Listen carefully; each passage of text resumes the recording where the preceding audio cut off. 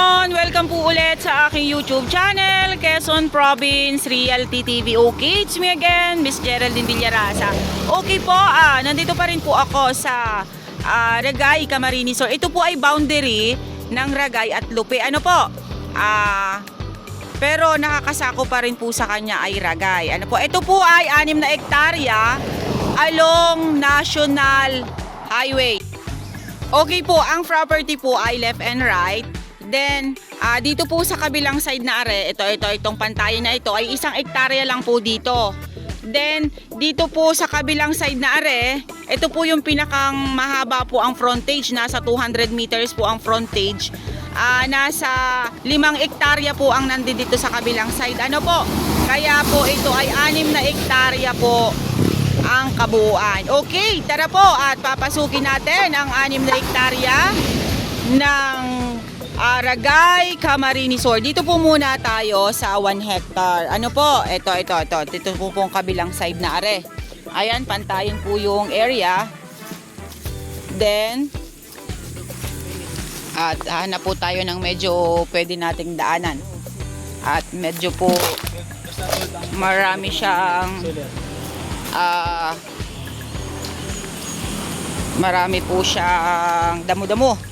Ayan, pantayin po dito sa part na to. Ano po? Medyo po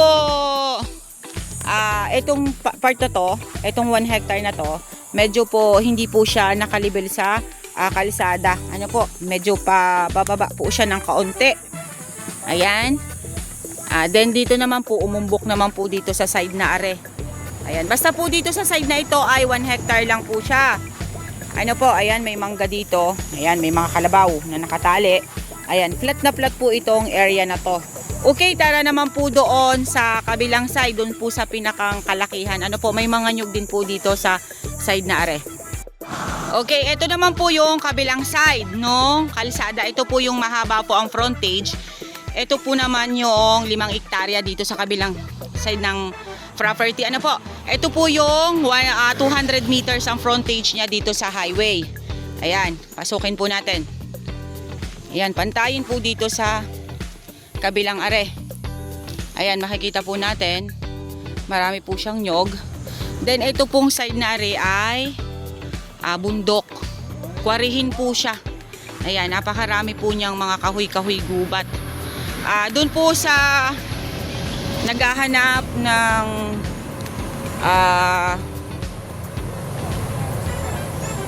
gasoline station or tawag nito parking po ng mga trucking. Ito po, napakaganda po nito. Ayan, pantayin po dito sa side na ito. Ayan po ang National Highway. Ano po? Ayan, ayan, kabikulan na po tayo. Nak, i-google pin mo nga. Oo. Google pin, nak. Google pin. Okay. Ayan, napakarami pong nyog dito sa likod.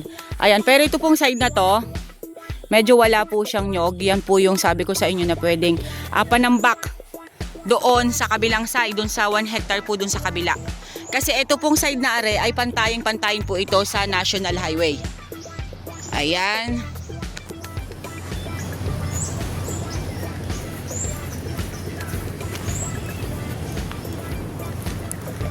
Ang kagandahan po nitong area na to, meron ka ng pang negosyo dun sa bungad. Tapos ay ito pong likod ay farm lot ninyo. Productive po yung area. Marami pong nyug dito sa likod. Ano po, ayan, may lokban dito sa side na to, pili. Then, Indian mango. Magandang araw po! Iba-vlog ko lang po. Alibaga ng bagyo yan, yung iba hindi pa nakaka-recover. Hindi pa po nga nakaka-recover. Ayan, meron pong source of water. Ayun yung pong caretaker dito sa property. Sabi niya sa akin, may kuweba daw po dito sa loob. Nandun po ay may tubig, sabi ni tatay. Siya po yung nagmamanage ng property. Ano po? Ayan. medyo po madalang yung nyog. Ano po? Kasi etong part lang na to ang may mga nyog, then yung kabilang part po doon sa side na yon, yung sabi ko sa inyo ay kwarihin, ay halos po ay maliliit or wala po talaga siyang tanim dahil kwari nga po siya, yung kwakwarihin, yung Oo anak, may sapa raw sabi ni tatay. Ayan, gub-gub po yung damo oh. Ang dami po niyang madamo-damo. Ayan po siya. Ha? Tara doon sa may malinis. Ayan. Ang mga nyog po niya ay mga takaran pa po siya. Dami pong mamunga. Pero yun nga po sabi ko sa inyo is medyo madalang. Ang sabi po ni tatay, sa ngayon po kasi ay taghina ng nyog. Nasa 1,000 buo lang po mahigit ang na-harvest niya dito. Ay, pangalawa. Pantayan dyan. Saan? Okay. Dito po muna tayo at nandito po ang pantayan. Malaki. Malaking kuweba tay? Nakakatakot naman tay. Baka tayo ay baka tayo di makalabas. Sabi po no caretaker, sasamahan daw po ako dun sa kuweba. Iyan.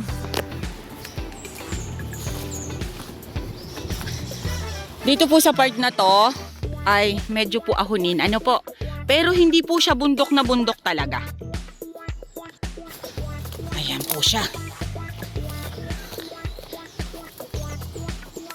Ang kagandahan po kasi nito kasi along National Highway. Kaya po maganda yung area. Yung pong gilid, pang commercial. Tapos po itong likod ay farm lot. Napakarami lang po talaga niyang anong tawag dito? Kahoy-kahoy gubat. Hiningal ang inyong lingkod maglakad. Aba, ayan may mga tanim po siya na mga bago. Tatay, maulawin ba are?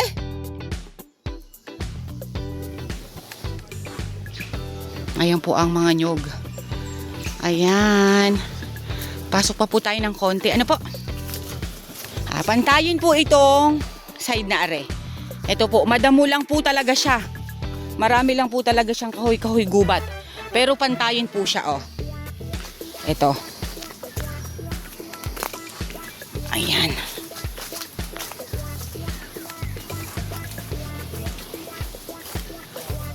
Ayan, may mga nyug po dito sa likod. Mga maliliit po ang nyug pa. Kumbaga po ay mga bagong tanim. Ayan po siya. Wow! Sa likod po ng 5 hectares may magandang tanawin. Ayan. Ang pangit lang pong tingnan ay yun doon sa harap. Yung pong sa may kinakwari. Pero pag yun po ay natabasan, maganda po yung area. Ito po ang loob. Ang gandang tingnan. Oh, ang dami pong nyog. Flat na flat po dito, oh. Oh. Ayan. Flat po ang area, oh. Ayan, sarap lang. Ano dito? Oh. Nakakatakot naman tatay. Baka mamaya ay hindi na ako makalabas. Oh, yan. May ano tatay? Mga dekorasyon na ginawa ng hapon. na ginawa ng hapon sa loob ng kuweba. Nakapasok ka na? Yung ilalim ng bundok na yan, kuweba. Dito sa ilalim na to, kuweba to? Itong bundok na to? Pero ito nandaan sa kabila. Sa kabila. Ano po yan tayo? May ano ka? Kabuting Okay kahoy? po. Kambukin kami. Pero hindi na Si tatay ay may revelasyon.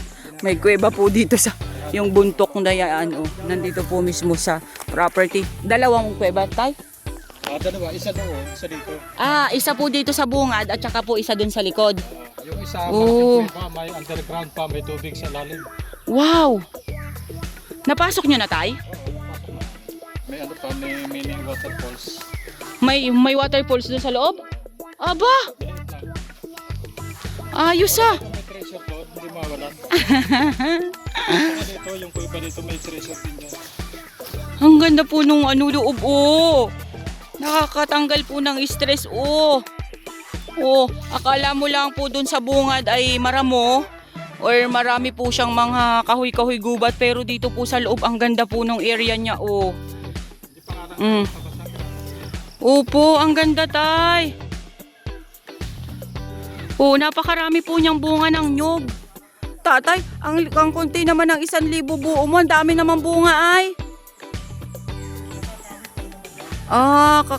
Kakakawit pala ang, pero ang dami pang mga bunga. Ang ganda po, oh.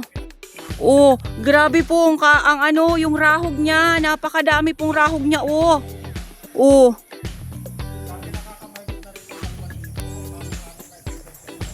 Ayun nga po nung bagyo nga po.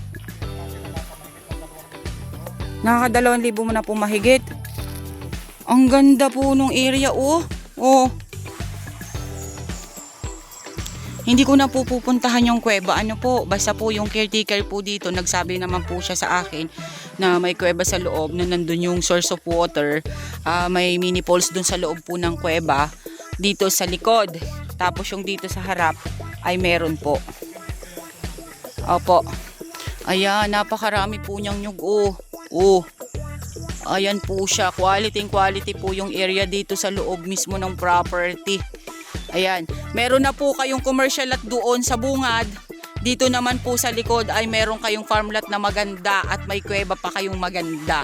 Hindi ko na lang po talaga pupuntahan, na pasensya na po kayo kasi medyo po malayo-layo yung kuweba dito sa anong to, sa area na to, dito po sa kinatatayuan kong to. Pero dyan, yung gubgub na yan ng mga damo, yung kanina po na tinuro ko sa inyo na pwedeng pangkwari, meron pa rin po dyan, sabi ni tatay. Medyo po ayokong pasukin kasi napakarami po niyang mga kahoy-kahoy gubat. Ano po? Ayan ang area. Ang ganda. Mga takaran pa pati ang nyug, tatay, hindi pa ganun siya katatayog, no?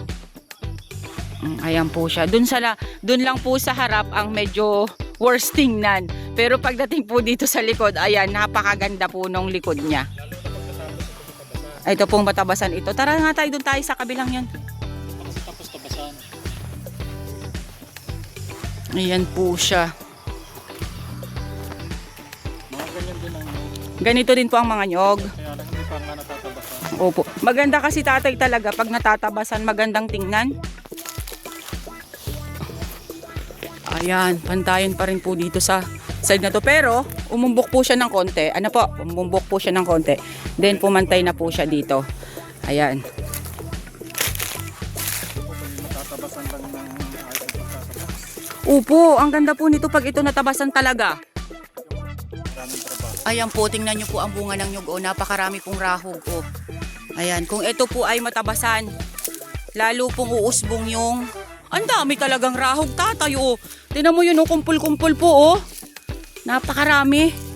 Ito po ay pantayin pa rin. Tabas lang po talaga ang kailangan dito. Yung kulang dito sa loob na to. Ayan, nandito po ang mga nyog sa likod na are. Sa tansya mo, tatay, na nasa 600 pa ang nyog? Oo. Nasa 600 ka puno kasi... Opo, nasa gubat pa yung iba. Pero kasi sa pinakang ano po kasi ng ano tayo ng 1 hektarya sa amin sa Quezon ay 250. Opo, pinakang dasek. Pero po pinakang mahina po niya is 100. Ayan, napakaganda po nung area. Kasi lahat ito pinatanim yan, kasi hindi naman yung pinapatabasan yung nasa gubat. Pero lahat yung may tanim. Pati po yung gubat na yun, pati po yung gubgub na yun dyan. Sayang. Kasama yung bundok na yan, may tanim yung kaso, hindi nga natatabasan gubat na. Opo, hindi po umano yung nyog, no, hindi po nagpatuloy. Sayang, pinatabasan po tapos ay Bigyan ng pampatabas. hindi naman po nila pinatatabasan. Ay talaga lang po, mahirap din po kaya maglupa. Ay pag wala rin pong pang maintenance ay talagang wala po.